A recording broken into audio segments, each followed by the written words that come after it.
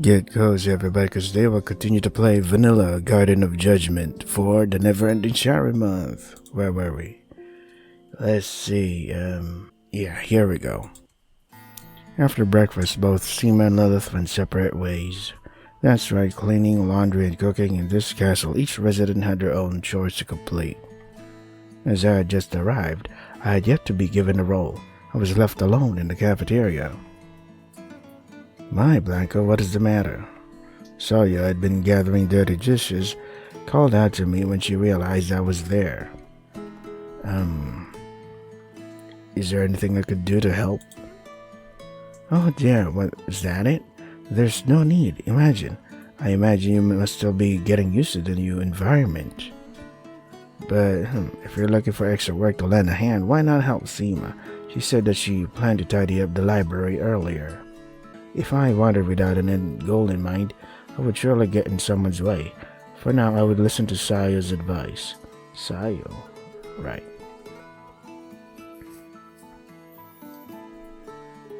When I arrived at the library, I came upon Sayo reading upright. She noticed I thought she were going to clean the library. She noticed my presence when I came near and, raising her eyes, smiled her usual smile. That book. Oh, this? The title is Girls Inferno. The author has already passed away, though. To put it simply, it's about 3 girls who die, but as you read on, you slowly get the whole picture. I wonder if Girls Inferno is related in some way in their scenario, in their situation. Surprise, I read these kinds of old books. There's kind of an energy in this author's stuff. It's charming somehow. Girls Inferno, it's bright, rootless, and beautiful. It's a dark story, but it's hard to put the book down. Before you know it, you're through the whole thing. I want to learn how to write something like that. I think about it sometimes. The story we're in right now could be dreamed up, like the protagonist in this book. You'd be digging up us 3's crimes in history. I wonder if everything here is just someone's imagination, if you aren't just reading some book. You see, you don't know where you are or who you are, like the protagonist in the book doesn't, so the reader can put themselves in his shoes. That's pretty specific. But I'm wrong, aren't I? This isn't a dream. This feels real. And in my hands, I have feeling. I can taste things too. Sorry, I said something weird. That was all just a small prank of an author. Forget about it. The shadow disappeared from Sayo's face and was replaced by a bright smile. Huh? By the way, Blanco, did you come to lend me a hand? Use me, please, and thank you. Oh, you should have told me sooner. Okay, I'll let you get to it. As I cleaned books under Seema's guidance, a small pamphlet caught my eye. It was a simple pamphlet made by stapling printer paper. It brought on the nostalgia of a homemade project for school. Just who made it? It was simply displayed on the corner table, and feeling drawn to it, I picked it up before I knew it. You interested in that one, Blanco? I wrote that. If you want to, Blanco, do you want to try reading it? My story, I mean. Here we go. What's the story all about? Is it the unnamed author again? Seema something? Seema, there you go. Seema, do you want to celebrate with me after this event? Somehow the conversation was... You're amazing, Seema. I wish I could be like you. You're cute and you can write too. Something was off. I felt something was wrong while talking to the man. Do you have a boyfriend? She had a bad feeling. A seething feeling of inferiority washed over her. Hey, I have fallen for you, Seema. It was at that moment she realized it wasn't the girl's works that the man had been looking at. It had been her. I'm afraid I'm not following. I'm in love with you. At first I thought I'd just read your stuff, but now I'm in love with the author behind the books. She did not want this. She couldn't let this continue. She had to distance herself from him. She had made a mistake. She had ended up becoming good friends with a person who had said he was a fan of her work. She must have been happy to have someone, a friend, to validate her. She was conceited, and because of that, she caused a misunderstanding. Oh boy. Tale as old as time, right fellas? I won't see you again. I'm sorry. You were interested in me, weren't you? I thought it was my works you loved, but I was wrong. That's why I won't be meeting you again. Please don't talk to me ever again. The misunderstanding had to end right then and there. Well, at least she was already setting up boundaries, which is important. The girl couldn't remember the man's expressions. He had been surprised, most likely. What a shame, really. She hadn't looked at his face. She couldn't. If she did, she might have been hurt too. Alright. A few months passed as the girl said farewell to the man. There would never be communication between them again. They would not hear each other's voice, nor see their faces.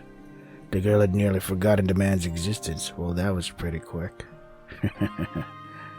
The girl came home as usual after finishing her part-time job. It was coming home that she came upon an unusual scene. There was a paper bag hanging from her doorknob. A paper bag? What was it? No. Stop. She had an inkling of what it was. She knew, but she didn't want to acknowledge it. She wanted it to be some mistake. Her heart pounded noisily in her chest. She could hear her heartbeat quicken unnaturally. What is it? She was afraid. What was inside the paper bag? Fearfully, she peered into the bag. What is it? In the paper bag, there was a box, cake, and letter. Oh! What? Okay. On the face of the letter was a few words, scrawled messily. Happy birthday, Shima. What? You don't like cake and letters? Ugh. Disgusting. Oh, is it because of the stalker, dude? His affection for her was the way his eyes locked on her, his gaze, it disgusted her to no end. It wasn't like that. She hadn't meant it that way. She didn't want to be like that with him. No. She hadn't meant to fish for men by writing. She wanted someone to acknowledge her. She wanted to make friends. That was all she wanted, and yet here she was, crushed underneath such a small happening. She felt brainless, and it frustrated her. She felt as if she had trampled on her work up until the present. I knew it. I knew from the start that I didn't have a shred of talent. I knew I couldn't write a single thing that moved people. Ooh, is that your takeaway from this? I thought he was just some regular creep that, because dudes would claim they're fans, but they just really want to get together, which is like the modern day Discord DM. Hey, girl, I want to collab. By the way, do you have a boyfriend? Oh, God. Just why did she have to suffer so much? Why did she have to crawl the earth like a bug no matter where she went? Did she have to acknowledge she was worthless? Is that her takeaway from this? Okay. That's heavy. What did you think? I closed the book, having read it to the end. Do you read or write, Blanco? How should I know? I'm amnesiac. You see, a long time ago, before I even realized it, I was writing in my school notes during class. In the beginning, the writing had no meat to it.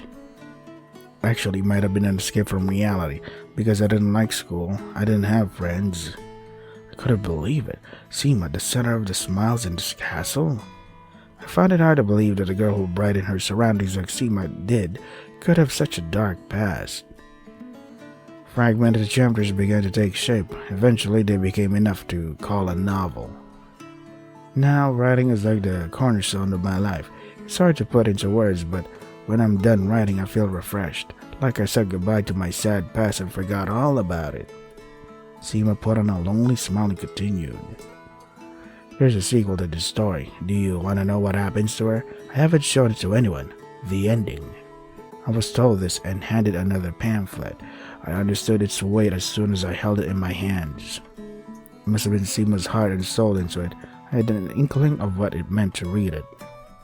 I hardened my resolve and opened the pamphlet. Oh man, what happens next? Alright, here we go. This is it, I think. Oh my god! Okay. No, stop, quit it. Let me go. My wrists were pinned out. Oh, god damn it. I have to censor this part. I mean, she's still wearing her underwear, but you know how things are these days. My wrists were pinned down. I couldn't move. Men were really that strong. I flailed my legs and attempted to kick my assailer off, but wasn't able to throw off the sturdy body. It happened while I was headed home from work. I'd always use the lightless shortcut to go home. Thinking back, it was a careless thing to do, especially after receiving that present. I should have been more careful. He had known where I was headed. He'd waited for me. Something hard and slimy was pressed against my lower body and died in fear. I forced myself to lower my gaze, and when I did, I saw it ready to enter me. Oh my goodness, I was about to be raped. Don't worry, it'll end soon, okay? Don't be scared, Shima. You should start feeling good soon. Despair began to overtake my brain. First, I lost my sight, and then I blacked out. Oh man, I did not expect that. She's like a boy. Gross. Right, let's ignore her. No, I didn't want to remember my school years. Look, she's back. Sniff, sniff. Stop cornering me. My bullying wasn't as clear-cut as dramas. What happened to me was fraught with malice. My belongings disappeared and I was treated as I was invisible, and I also was insulted specifically where I could hear. The fact that this was all done behind the teachers' backs made it worse. This is a criticism of the education system and teachers not giving a shit. I don't know. Nobody could help me. From my teacher's eyes, I was most likely seen as a sad loner without friends. That wasn't exactly wrong. It wasn't wrong, but it wasn't right. If I have to go through this, I'd rather die. Eventually, I stopped going to school. That was how I kept living. In order to live and in order to run away from my despair, I chose to escape it all. My mom often criticized me. Yet all the other kids my age were able to go to school as usual. Why was her kid the only one not going? Why was she the one made with faulty parts? Why couldn't she do the obvious? My mother, while scolding me, was that what she was thinking? Why can't you get along with anyone? Go to school, get going and fight. Your mother was bullied too back then, and I still kept going because if I didn't, that would be accepting failure. So why can't you do the same? And why is the neighbor's dog awake at this hour? Damn. Whoa, what the fuck? That sound effect scared me. My mom slapped me hard. That doesn't sound like a slap, that sounded like a punch in the face. Sometimes she would punch me too. There you go.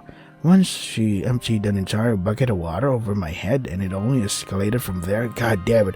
So you have to suffer through school bullying, now you also have to suffer child abuse. God damn. I was slowly losing my rights as a human being.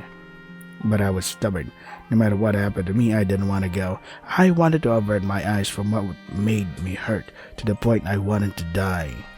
It was possible that my mother had wanted her useless daughter to breathe her last breath. She wanted me to die. That's why she told me I had to go to school. God damn. No, I don't want to go. I don't want to go. If I'm gonna go to school, I might as well die. Nobody understood me. Eventually, I didn't have enough credits and I dropped out. My mother didn't say anything after that. She had given up on me, I thought. Oh, so that was it. She had been disappointed with me from her very core. That's what I had thought. But I didn't have a choice. Cut me some slack. I couldn't handle the pain when it hurt even more than death would. My heart ached with pain enough that I wanted to scream. It was anguish. I had been ignored at school, but from then on, I didn't have to worry about any of that. The price I had paid was the same treatment from my mother. God, yeah, it's like you can't escape this hell. It was because I was useless. It was because I had nothing special to my name. God, don't blame yourself. I was tired. Things sunk into darkness, as if I was being drowned in a swamp.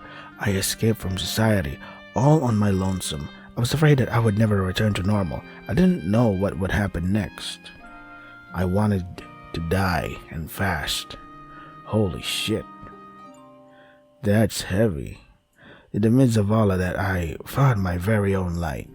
I had felt my existence validated for the very first time. I felt that I had been given something for all my suffering. You know what? This guy reminds me of that guy from the wolf guy from The Dark Side of Red Riding Hood. Just say, maybe it's the same guy. But reality wasn't so kind. It was all a trick. His passion wasn't directed at my works. I got ahead of myself when I felt like I received acceptance. Nah, the man had been making a fool of me. He sneered at my determination. What was happening was only putting a curse on my soul. Gosh, that's why. That's why? That's why what? Oh shit, what happened? I killed him? Me? Why? I mean, self-defense. That's, yeah, understandable. An ocean of blood had spread before me. A pen was gripped in my fist. It was the fountain pen I'd always used to write novels. Blood was dripping from its knife-sharp up. What? I did him in? Me? Something unthinkable had happened. I couldn't stop myself from shaking. Eventually, I forced myself to calm down and remember what had happened. Oh, I was almost raped, and then I laid out the events in my mind and finally understood. I get it. I killed someone. It's self-defense. No problem. The judges in court will understand. I think. I finished reading and closed the booklet. A grandiose story of an individual's life. The story of a girl who couldn't be saved. What should be said? I had a hunch since reading the first book. That's right, the story was written as if Seema was the protagonist. Yeah. Can you tell? Is the girl it's almost like the story is. That's right, this is my story. It's about the crime I committed. What I did can't be forgiven. Yes, it can. I know that much. The reality is that I think I wanted someone to look at this and get someone to forgive me. Blanco, what did you think about me? You're judging me, aren't you? Whoa, why is this red?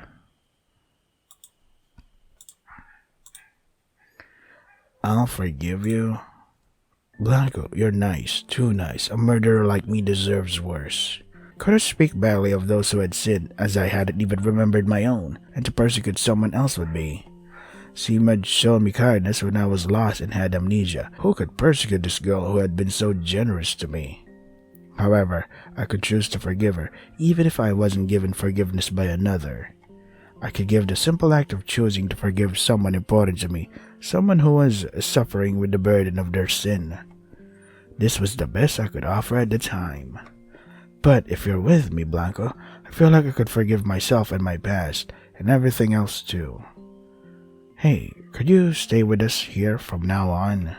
I nodded silently. There was no reason to refuse, was there? From here on, our future was starting now. We'd only just begun. Thanks, Blanco. Thank you. Seema smiled at me. Tears in her eyes. She was smiling, certainly, but she seemed a little lonely somehow. Yet why? What more do you want? When would I see her smile from the bottom of her heart? Okay. Hey, look at that. I didn't need to worry. If me, Seema, and the other two were together, someday we would build a heaven overgrowing with gardenias. Infertile ground could change, surely. Story. That's my actual name. From here on, I want you to call me by it. We would let it build up. Fun memories, happy happenings. We would experience it together. We'd share it all. I would forgive her crimes, even though I don't have the authority to do that, but okay, I guess. Bad end? Girls okay. Why is it a bad... why am I even expecting... It's a bad end. It's a Sharon, you know, of course. The really wholesome ending is bad end. Of course it is.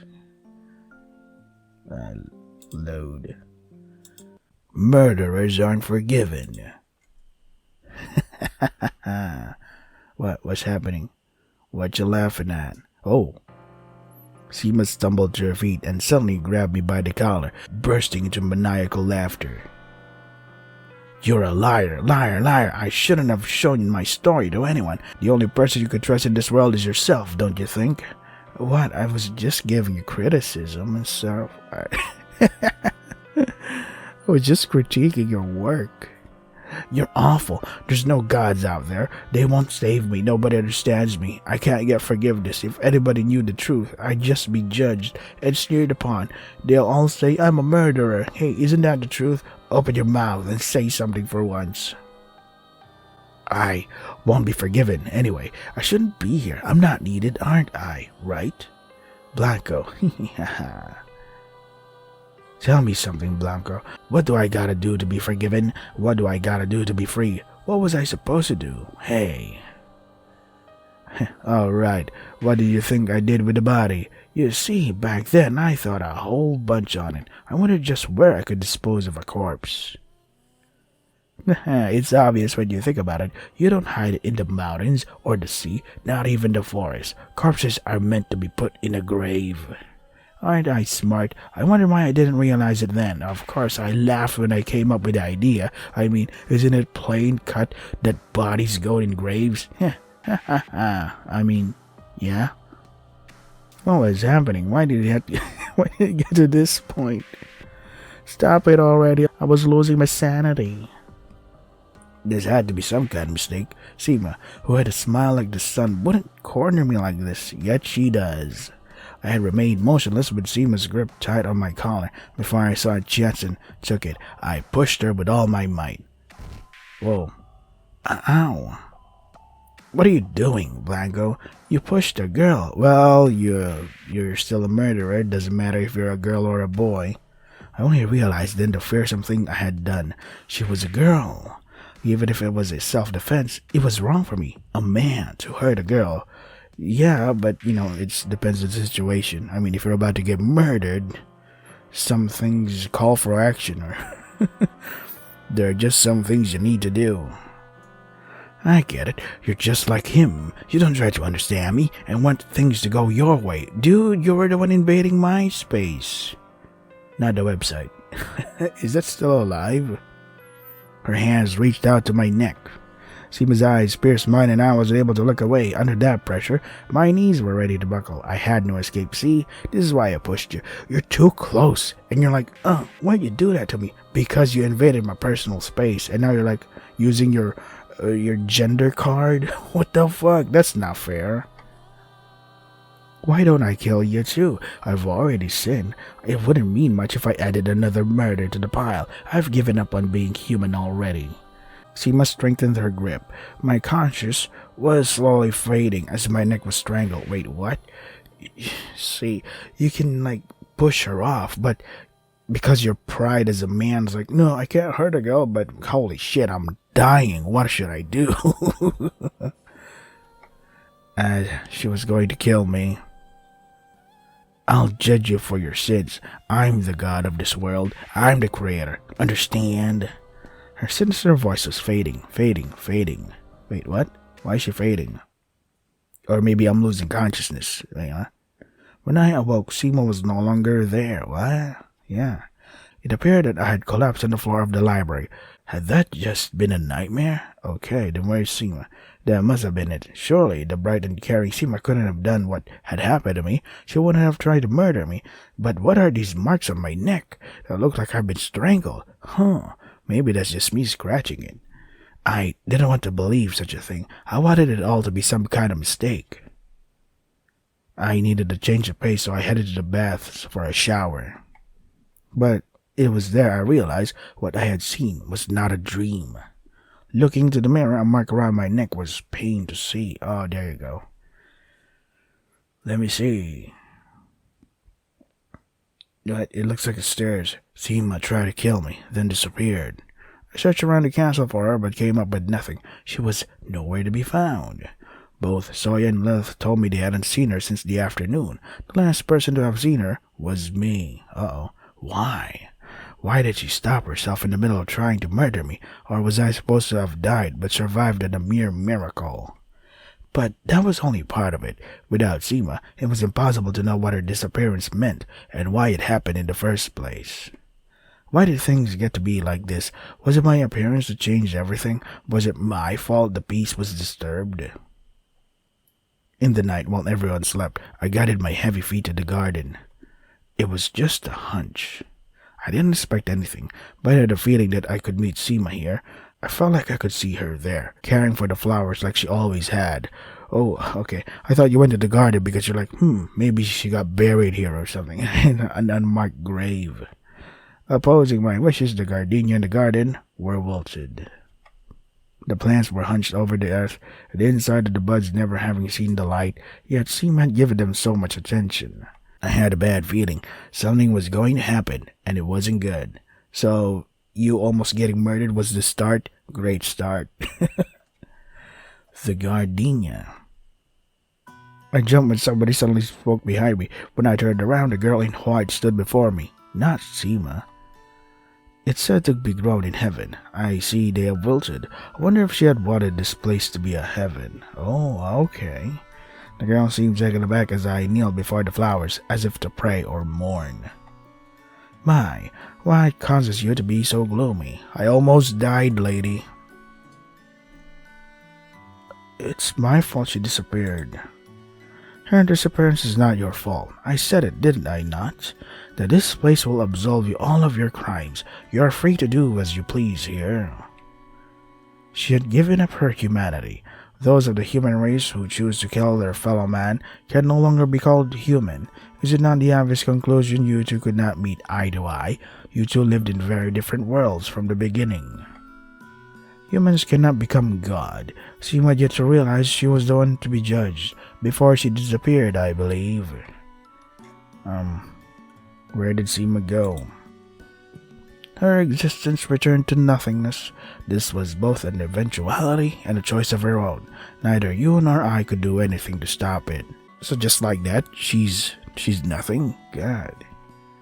I have told you this before, however. Do be sure not to become too emotionally invested in the others. Your unnecessary conclusions will only lead to self-destruction. What Vanilla said was true. She was right, and yet I couldn't accept what had happened to Seema. I couldn't say farewell to her so easily. She had been so important to both Soya and Lilith. They would be shocked to hear about her disappearance. It was true what she had done was wrong, but I had been a part of it too. This wasn't just her problem. You cannot know what persons will do when they're cornered. Her state of mind neared collapse, and she was almost dirtied in both mind and body. She nearly lost her human rights and sense of self, yeah. She scraped out the pieces of her life to live in hardship. By putting her regrets and difficulties on a page, she was writing a message to society. What had been shouting in her heart, that had become words and then a novel. That novel was her own life. That was incredible in itself. Even in pain, she struggled to send a message. She sought out to help. That required courage, and after all that happened to her, God, I don't blame her, man. Why couldn't I have accepted her then? Because, I don't know, we saw the bad ending. Man. What are these moral dilemmas, man? I slipped into bed frustrated, not ready to sleep. Would I be able to rest like this? Oh, wait, what about the others' reactions? They're not reacting? Like, hey, where's Seema? No. Actually, would I have a nightmare in the state I was in? I didn't have to be shown anything worse than what I had already seen. I had wanted to get along with everyone and live in peace. Yet that peace had ended, and violently. That was wrong. In truth, I had been the one to end it. It was my fault if I had shown her forgiveness in that moment. As I laid in thought, light began to dye the horizon. Soon it would be morning, a morning of despair. What do you think this is? Danganronpa? Oh man. On my back, don't forget to stretch, boys. Oh, my neck. Oh, okay. In that garden, not one voice was heard. Only the sound of the breeze whooshing past could be heard. In that field where white flowers bloomed, a girl was spread out on the ground. Hey, God, why can't I be forgiven? I was just happy making the things I like, the way I liked. I really was just happy with that. I didn't need anything else. Despite saying that, she knew it wasn't true. It was a lie that all she wanted was to create. The truth was she wanted acceptance from someone. She wanted to be complimented, and she wanted feedback. That was it. God. They're just so human wants and desires. I feel so sad, man. She wanted assurance that she was creating something unique to herself. She wanted assurance that she herself was one of a kind. Essentially, she wanted someone to tell her that they were glad she was born, that it was okay for her to keep on living. She wanted to be accepted by someone. Well, look what that happened almost. I must have wanted a friend. You could smile a lonely smile on your own, but nobody would respond. You would only hear the sound of the breeze. The girl knew this. She had only been speaking to herself. Oh, okay. It was all her fault that things had turned out badly, and yet the things that have been no one's fault. She wanted to pin them onto someone. That was just self-defense. What the fuck is this gaslighting shit? Why are you presenting this like what she did was a bad thing? She was defending herself. She was almost, what did Sharon call it? Her human rights was almost taken away from her. She wanted to be free of responsibility. She wanted to feel a bit better about herself. What's so bad about that?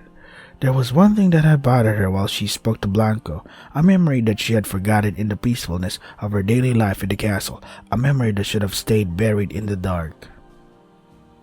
Why did I come here?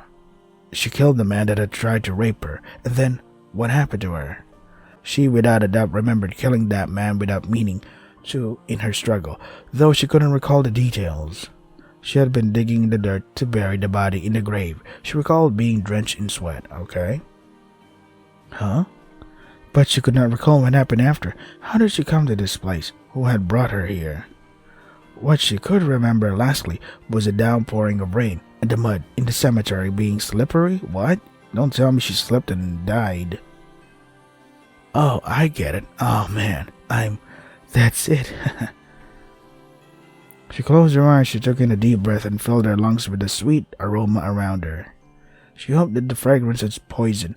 If it did, then she hoped it would fill the hole inside. Then she could. When she realized the truth, the girl felt worthless. She had lost any meaning in the time she was spending here. Her hard work, too, had been for nothing.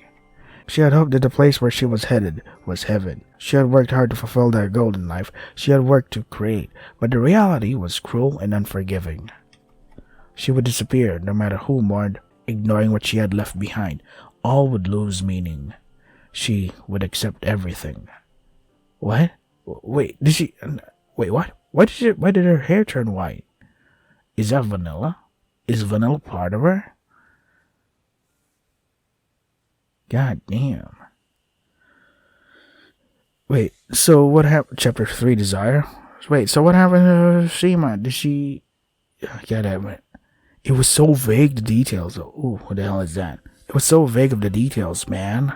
Like, yeah, after burying the guy after burying the guy that she killed because of self-defense, what happened? Did she slip and hit her head? That's why she died? Or was it all an illusion in her head that she was actually raped to death or something?